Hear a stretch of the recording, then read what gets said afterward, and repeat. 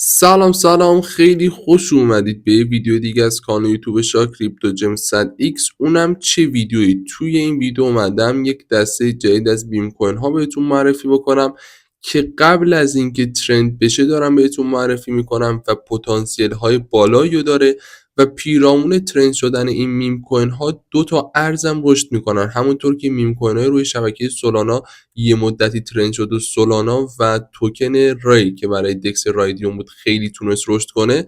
دو تا ارز دیگه هم هستش که پیرامون ترند شدن این میم کوین ها میتونن خیلی رشد داشته باشن که توی این ویدیو بهتون معرفیش خواهم کرد. پس حتما تا انتهای ویدیو من همراه باشید. اما قبلش اگه هنوز عضو چنل و خانواده بزرگ شاه کریپتو جیم 100 ایکس نشدی، همین الان روی دکمه سابسکرایب یا مشترک شدن بزن، زنگوله بغلش هم روشن کن که اولین نفر ویدیو به دستتون برسه و مطلع بشید و بیاید ببینید. و با لایک کردن این ویدیو و گذاشتن کامنت های فارسی و انگلیسی به من انرژی مثبت و انگیزه در راستای تولید محتوی بهتر و کیفیت تر بدید. خیلی عشقید.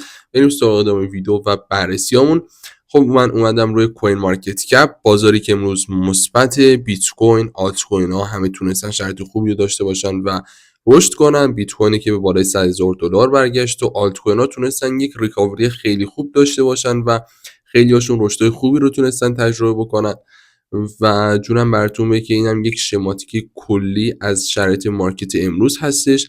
و یه بنده خدای حالا بود اینو بهتون بگم که در واقع یک حالت فانی هم لابلای ویدیومون باشه. میگفت هر وقت این USDT توی مارکت تتره هر وقت منفی میشه کل بازار میریزه. اصلا خیلی عجیبه. هر وقت هم مثبت میشه کل بازار میره بالا و در حالیه که خب دیگه قطعا میدونید تتر یک ارزیه که قیمتش ثابته، یعنی نوسانش خیلی کمه، در حد خیلی کمیه. حالا پیش اومده قبلا قیمتش یک افت شدیدی پیدا کنه یا بره بالا که اونم به دلیل مسائلی بود که راجع به پشتوانش به وجود اومده بود و حالا بحثایی که پیرامونش وجود داشت که کاری نداریم. فقط دیگه حالا ببینید که میگفت یک ارز استیبل کوین که قیمتش $1 هر وقت مثبت میشه بازار میره بالا و هر وقت منفی میشه میاد پایین. بعد اینکه بیایم روی تریدینگ ویو یه بررسی داشته باشیم روی مارکت، روی دامیننس بیت و ببینید دامیننس در چه شرایطی قرار داره. دامیننسی که تونست رشد داشته باشه در شرایطی که آلت کوین ها خیلی ریختن به نسبت بیت کوین و باعث شد دامیننس بالایی بزنه. کماکان بالاست، یعنی به 56% رسیده، حدود 57%، و فعلا مونده که کندل هفتگی خودش رو ببنده. اینجا تونسته بود تا محدود 58 بره ولی شادو زده و داره برمیگرده پایین و امروز آلت کوین ها تونستن شرایط خوبی رو داشته باشن و خیلی هاشون پامپ های خوبی رو داشتن و یه ذره باعث شدن که دامیننس افت داشته باشه. و اینکه بیام روی چارت خود بیت کوین روی تایم فریم دیلی یا 4 ساعته که میبینیم داره محدوده مهمی رو میشکنه، محدوده‌ای که چندین بار سعی کرد که بشکنه این محدوده تریدینگ رنج ماه. و خب چیزی که قبلا هم بهتون گفتم 80% بریک اوت ها در تریدینگ رنج منجر میشه که بیاد پایین بازم توی تریدینگ رنج بازی بکنه که فعلا شکسته. یک کندل فالو ترو به ما داده، مثلا اینجا شکسته ولی فالو ترو بد بوده، کندل قرمز زده. اینجا فعلا اینجا کلوز کی کرده، اینجا شکسته شده و این کندل حالا 4 ساعتش هم که قراره بسته بشه مهمه واسمون.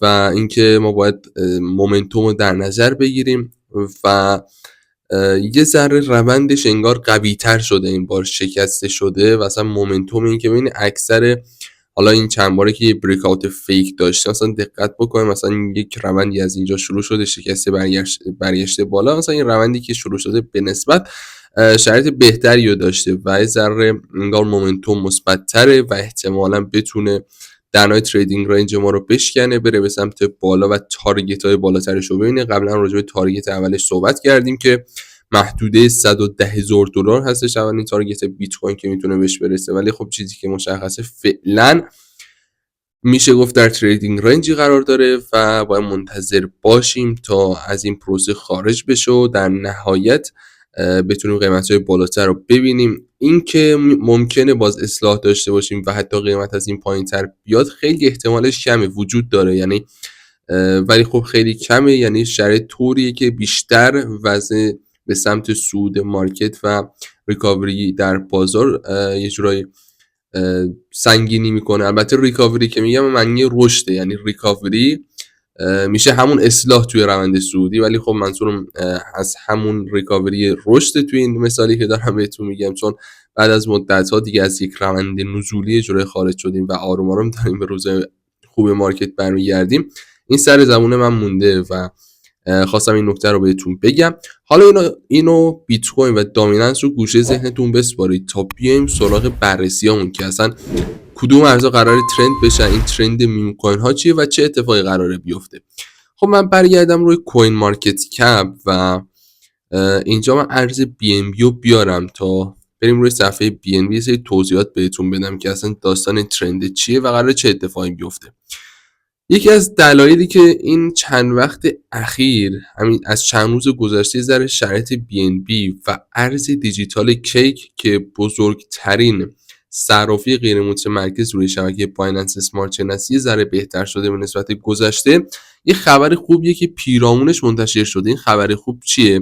یه پلتفرم توکن ساز روی زنجیره بایننس اسمارت چین یا همین ارز دیجیتال BNB داره راه اندازی میشه که خیلی شبیه پامپ سولانا است. ببین پامپ بزرگترین پلتفرم ترید میم کوین ها هستش که روی شبکه سولانا قرار داره و اصلا همین باعث شد که شبکه سولانا و اکوسیستمش به نسبت قبلا خیلی ترند بشه. سولانا خودش تونست خیلی رشد کنه و حتی ETH جدید بزنه، توکن ری که برای در نهای صرافی غیر متمرکزی رایدیوم هستش که اینم صرافی رایدیوم هم بزرگترین دکس در بین حالا اون دکس هایی که سولانا روی شبکه سولانا رو ساپورت میکنن، اونم تونست رشد خیلی خوبی داشته باشه. مثلا همین دکس رایدیوم که اینجا توکنش رو با هم که بیاریم و بهتون نشون بدم، در طول 3 ماه گذشته، 90 روز گذشته و این 1 ماهشه،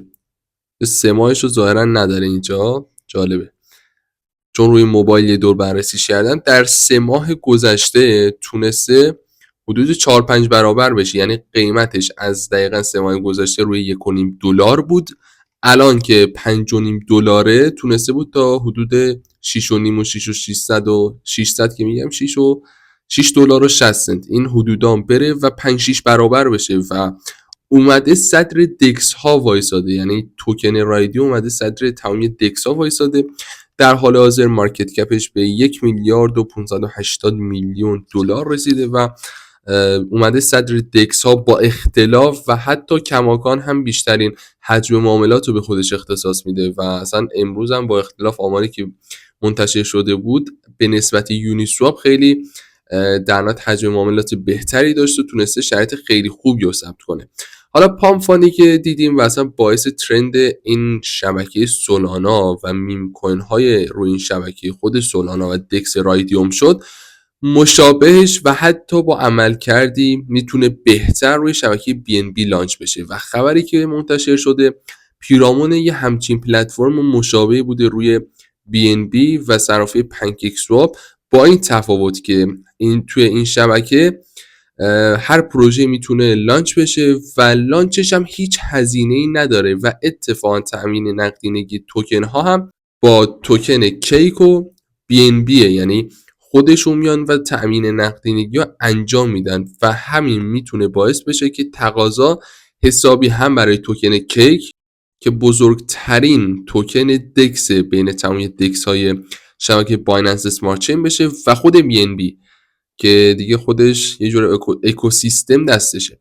حالا این دوتا تونستن به نسبت رشد بهتری رو در طی روزهای اخیر داشته باشن و این اتفاق میتونه تأثیرات بلند مدت مثبتی روی هم ارز دیجیتال کیک و هم BNB داشته باشه. سر همین توصیه‌ای که من بهتون دارم اینه که حتما هم ارز دیجیتال کیک و هم BNB رو در سبدتون بذارید. حالا BNB رو که با هم دیدیم، این ارز رنک 6 مارکت $710 قیمت داره که امروز هم توی تلگرام، کانال تلگرام کریپتو جیم 100x یه تحلیل کامل ازش گذاشتم و گفتم حالا کسی که قصد سرمایه گذاری دارن میتونن یک پله وارد بشن. فکر کنم قیمتش ذره از اینا پایین تر بود تایمی که تحلیل گذاشتیم که حالا در ادامه ویدیو میریم یک تحلیل کاملتر به صورت ویدئویی هم روش انجام میدیم که قیمت دقیقش رو بخوام بهتون بگم محدود $684 اون گفتم میتونی این محدودا بخری و تارگت اولی که من واسه بی ام بی دارم محدودای $850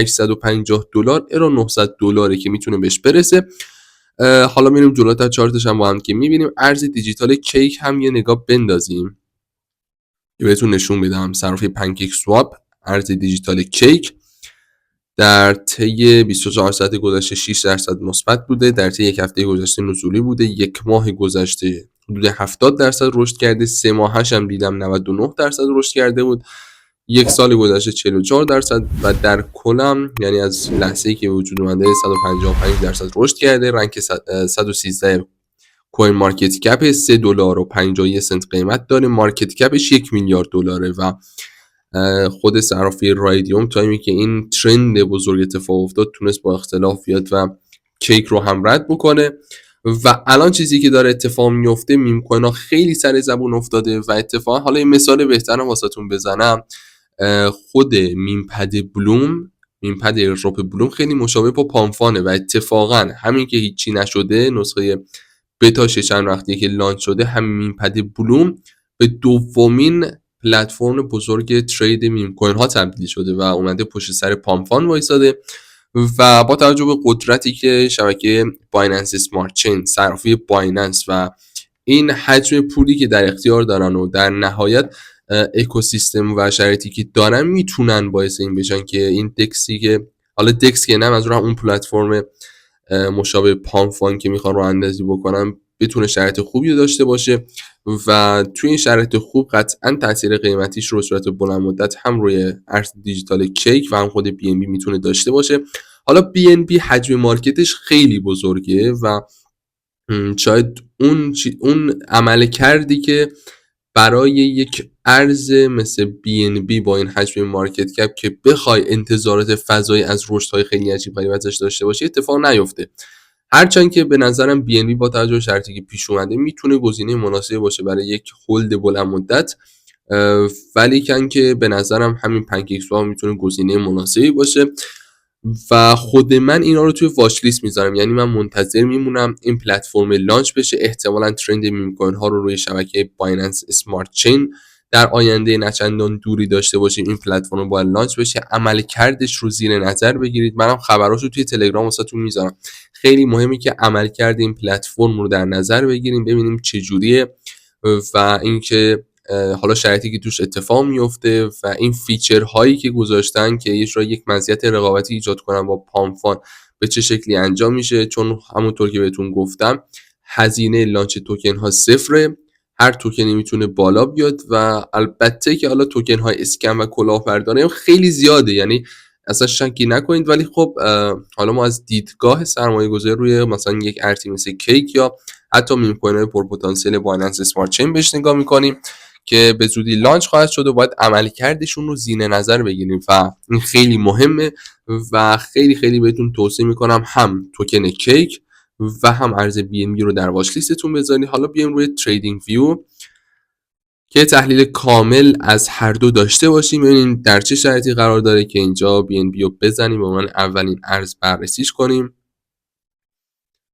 و خب من توی تلگرام واسهتون گذاشته بودم. خب همینجا پام شد. حالا این من دوتا نقاشی که اینجا کشیدم به این معنی نیست که همچین مسیر رو طی میکنه تا به اینجا برسه. منظورم اینه که حالا در کل تارگتاشو مشخص کردم که بین $852 تا $893 که تقریبا همون $900 میشه، چون $900 یک مقاومت خیلی روانیه یه جورایی براش و اینو باید گوشه ذهنتون داشته باشید. علل خصوص بالاترش هم $1000 وایساده که خب یک مقاومت خیلی روانی و بزرگیه.